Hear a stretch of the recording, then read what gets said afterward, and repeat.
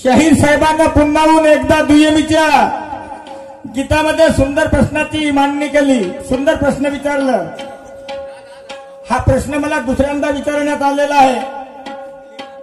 मान्यवर शाहीर साहेबांचं म्हणणं आहे की जी शाहिरी सुरुवात होतो, तिला शाहिरी म्हणून नाव दिलं जातं, तर या शाहिरीची उत्पत्ती करणारे तिचे आई आणि वडील कोण, शाहिरीचे मायबाप कोण।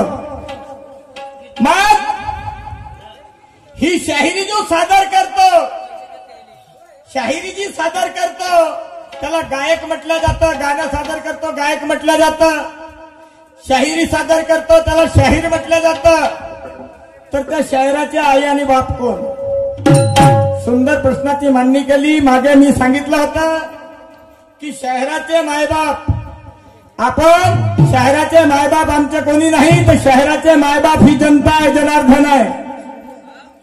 कोणताच गायक असो, कलावंत असो, त्या कलावंताचे मायबाप, त्या गायकाचे मायबाप प्रिय रसिक प्रेक्षक बांधव असतात, बंधू भगिनी असतात, कारण त्यांच्या भरोश्यावर त्या गायकाची शान असतो आणि त्यांचे कार्यक्रम त्यांच्यावर अवलंबून असतो, नाही तर आम्हाला हुंकतं बोलणं पुस्तकं। पण शाहीर साहेबांना ते मान्य नाही आहे, शाहीर साहेबांना ते मान्य नाहीये।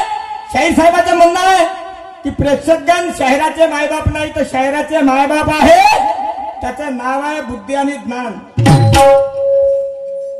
बुद्धी असल्याशिवाय तो शाहीर शाहिरी करू शकत नाही। त्या ज्ञानापासून, ज्ञानाविना त्याची शाहिरी होऊ शकत नाही, तर त्या शाहिराचे मायबाप ज्ञान आणि बुद्धी। आता राहिले शाहिरीचे मायबाप, सामान्य शाहीर साहेब। शाहिरी सुरुवात तेव्हा होते जोपर्यंत कविता सादर होणार नाही, तोपर्यंत त्या कवितेला शाहिरीचं रूपांतर प्राप्त होणार नाही। एकदा कविता सादर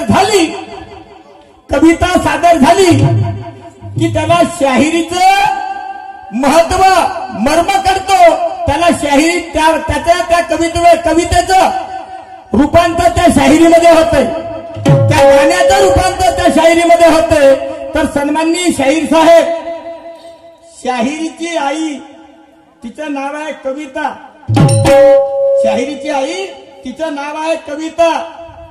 गीत ज्याला आपण गाणं म्हणतो, आणि ती कल्पना तयार करून ते कवित्व तयार करणारा, त्याचं नाव आहे कवी।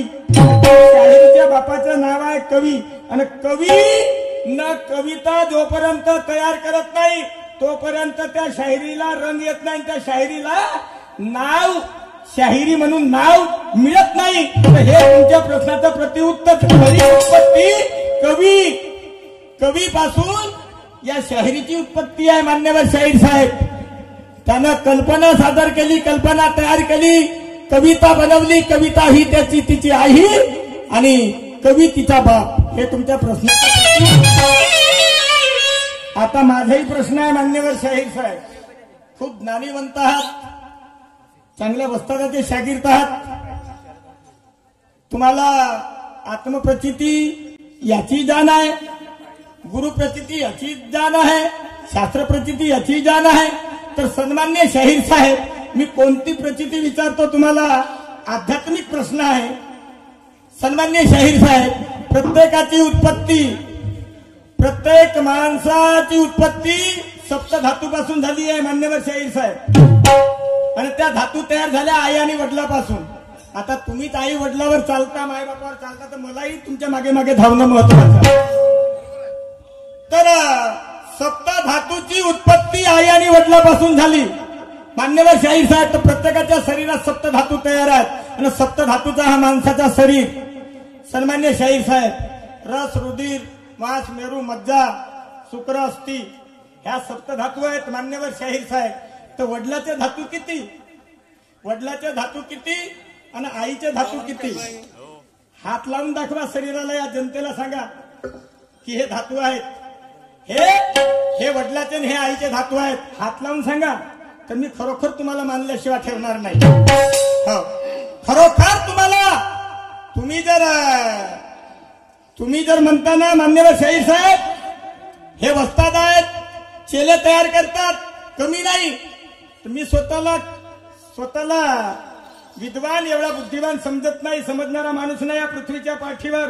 100% 100% ज्ञानी तयार अजूनही कोणी मायेचा लाल झाला नाही आणि होणारही नाही. तो ज्ञानी आहे ज्याला आम्हा तुम्हाला सगळ्याला घडवलं, त्याच्यासारखा विद्वान नाही.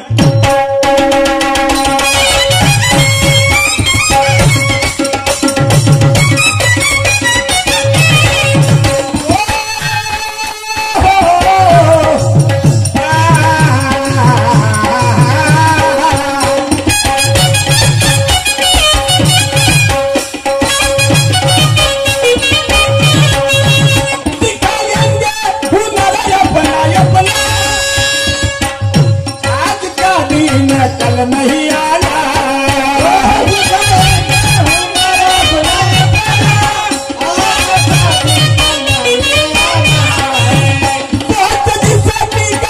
हो अगर तो फिर उसको धोखा खाना है.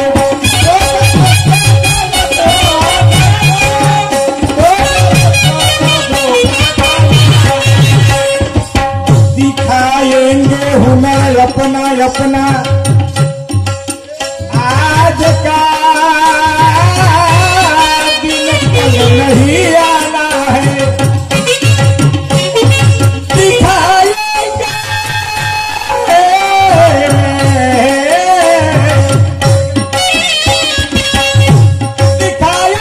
हुनर अपना अपना आज का दिन कल नहीं आना है.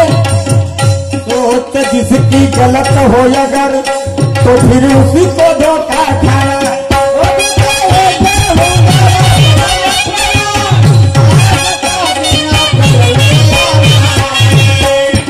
जिसकी गलत हो अगर तो फिर उसको धोखा खाना.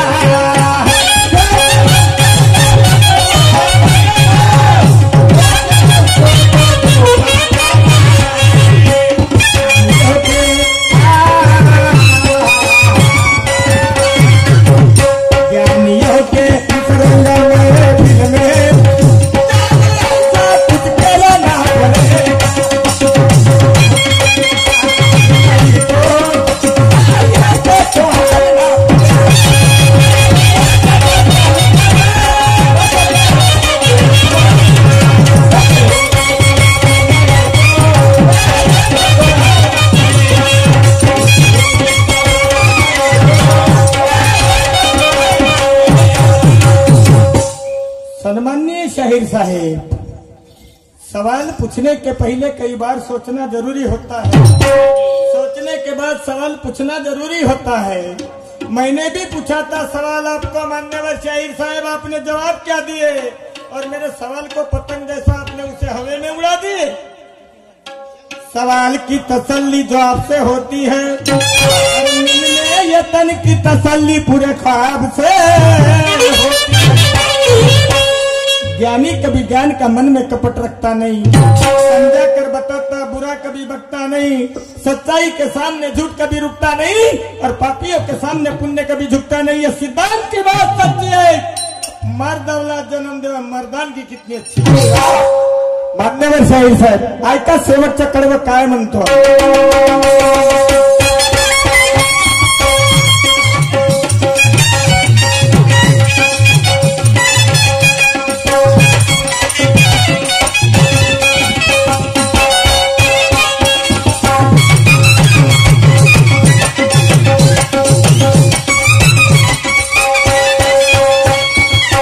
आदरणीय राष्ट्रीय संगीत दुय्यम खड़ी गम्मत के ठेकेदार और सेंटरिंग मिस्त्री,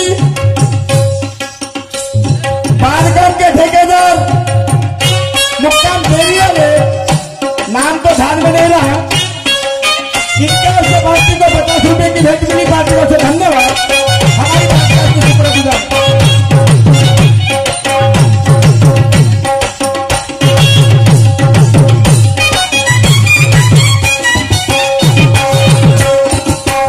ओ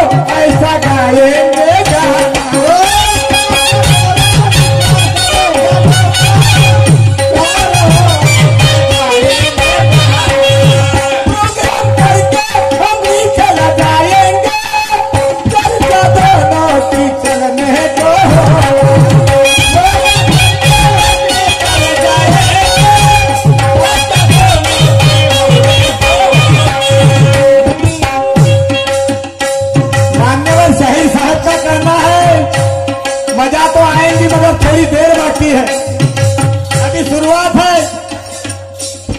जाहिर साहेब राजन कहता, अभी ट्रेलर हुआ है, पिक्चर बाकी है। राजन का कहना है, राजन कहता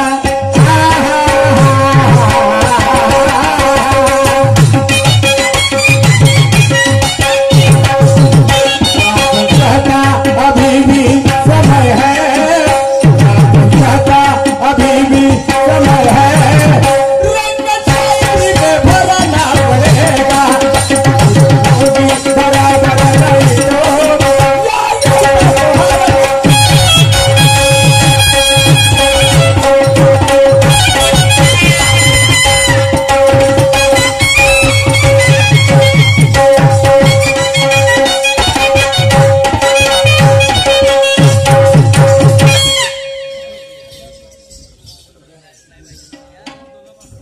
शांत चित्तानं बसा माय बाप हो।